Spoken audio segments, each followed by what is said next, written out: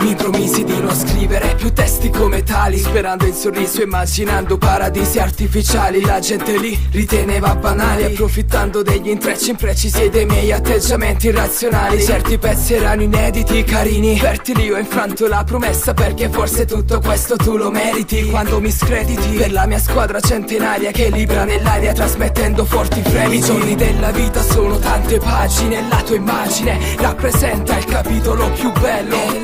In love, nel libro sul cui margine si trova un gioiello. I giorni della vita sono tante pagine, la tua immagine rappresenta il capitolo più bello.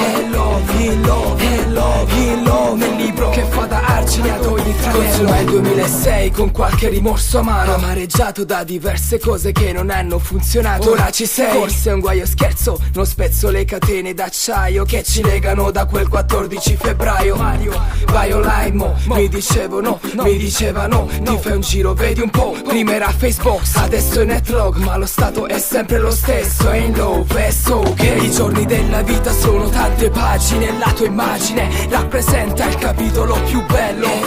In love, nel libro sul cui margine si trova un gioiello. I giorni della vita sono tante pagine, la tua immagine rappresenta il capitolo più bello. In love, nel libro che fa da argine ad ogni tranello. Il contesto in cui mi trovo, il pensiero è più importante dell'incastro che alimenta il suono dell'hip hop. È complicato spiegartelo tra le rime, ma le alternative per me sono poche. Spero solo di farti vedere l'uomo che c'è in me. Sei quasi gelosa del mio re e del mio mondo, ma sul podio il posto che avrà la musica sarà sempre secondo, e mi guarderà dal basso venire verso di te per un secondo. La nostra storia si ferma pure stando intatta. In tanta gente ho riposto fiducia, ma me l'hanno rigettata in faccia. Ancoraggio nel dubitare dell'ancoraggio del nostro rapporto ad ampio raggio, ma nessuna minaccia. E se si straccia ogni singolo pezzo del puzzle, non ti rimpiazzo. Come nei confronti della strada un amaggio, sarà di certo un altro bacio a rinforzare il nostro spazio. Potere a noi lo lascio in ogni caso, perché nella vita sono tante pagine.